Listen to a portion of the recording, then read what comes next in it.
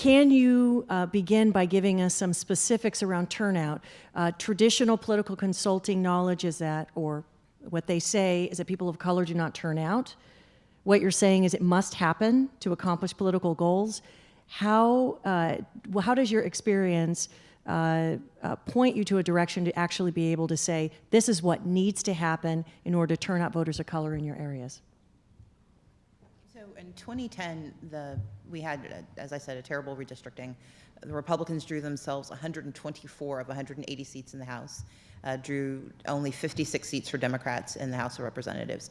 We targeted 7 seats because the challenge for them was, in order to create 124 seats, they had to draw some very narrow margins, usually 10%. Even though they gave themselves a 10% margin, that was pretty narrow in terms of the number of people who actually turn out and vote in a House race. So we picked 7 of those seats that had the closest margins, and we ran candidates in those seats. But what we did differently was that, number one, we invested most of our money in canvassing. We went door to door in those districts 3 times. So if you lived in one of our target districts, we knocked on your doors 3 times. We then had a phone bank that ran for almost 8 weeks, and we called through every single number at least 3 times. So you got hit, you heard from us.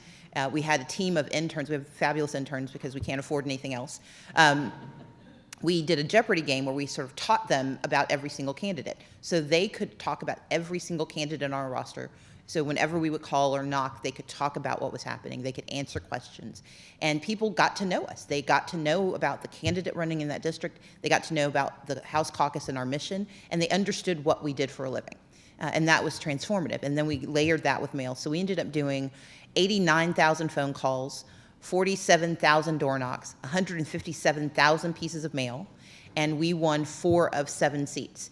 We were outspent 5-1 in those races. And the difference was that we went door to door. We built coalition. So we had a Latino who was running in a majority. He's the only Latino Democrat in the House. He was put into a majority white, majority Republican district. We built a coalition of white, Latino, Asian American, and African American, and he won by almost 1,500 votes. We got a white person elected in an African American district and an African American elected in a very conservative white community in rural Georgia. And we were able to do that because we went door to door.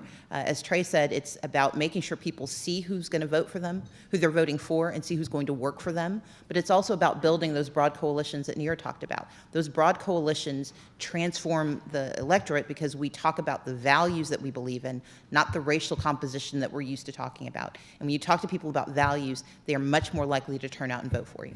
You know, in Texas, you have to sort of be sensitive to the fact that resources are hard to come by, and it's a big donor state, and lots of resources leave the state and go other places where Democrats are winning. But the truth of the matter is, most political strategy in Texas is based on a high propensity voter turnout strategy, which really doesn't even touch the 3.45 million folks that aren't voting. So I think that you know, when we think about how to engage in Texas, is while it's important to let the base and the tried and true know how important their vote is and continue that they come out, you also have to go out and expand your market. And these are some tough neighborhoods. I mean, these are some areas with some very tough circumstances, life circumstances. And so, you know, there are lots of smart people investing in Texas, lots of great organizations looking at it.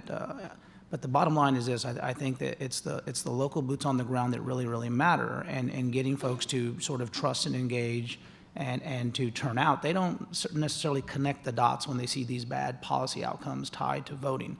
I think they need to understand that a little bit better. And so I always, you know, I joke about it, but I always say, you know, you have to, you know, sort of work on your ABLA. If you want to come to Texas, you need to work on your ABLA. You need to know a little bit about the people that you're trying to engage, and making sure that this is not transactional. I think one thing with Latinos is they do not like transactional politics. They like relationship politics. They like to know that they've made a friend for life, and oftentimes you go from cycle to cycle, fund to fund. It's, you know, the metrics are different, and so we have to change our metrics. Another thing that's been done often by political consultants is outreach to communities of color late in the game, to get them to the polls on election day. Can you comment about the timing? Sure. I mean, I'm, you know, to this day, I mean, there's some big elections in Texas, and we are still talking about a Brown engagement strategy. Still, I mean, we're 6 months out, and so it's not as if, I mean, I think people seem to think, okay, there's this sleeping giant. There are millions of people out there. There are 40,000 more Latinos turning 18 than Anglos every year in Texas. We just have to flip the switch and they come out and vote. It doesn't work that way. And so I think it's going to be a sustained effort, and that sort of relates back to this transactional aspect of of electioneering, where it's, let's just talk to them, during the early vote, and they'll come out. I mentioned the New Georgia Project. That's a nonpartisan effort that I'm a part of. But we actually started registering voters in March. Because the other issue is that if you wait to register voters until right before the election, they're not coming. Our mission is to register the voters we're targeting by the end of the summer. And there are two reasons for that. One is that you need to register them in time to build the relationships that Trey's talking about. But the second is that this is the first time Georgia will have voting without the protection of the Voting Rights Act. That means that we cannot ask for an injunction from the Justice Department if things go horribly wrong, if they start kicking out voters or trying to say that for some reason the last name match doesn't prove citizenship. So we have to build enough time into our cycle to have the court battle, to get through that court battle and still make it in time for the election. So it's not only about not delaying the Brown engagement piece, but it's also having the conversation early enough that you can adjust for the other side. They're not waiting. They have a strategy too. And we play as though we're the only ones in the game and we have a little bit of time because brown people are going to stick with us. They will decide not to show up. And even the ones who are showing up now who could decide that they're not coming back. And so we have to be incredibly aggressive early and often, much in the way that we vote in the South. Back more than 40 years and talked about the GOP's long-term strategy to build a Christian coalition. You said progressives need to do a same thing, but do it opposite. What does that look like in your view? Again, it's about values.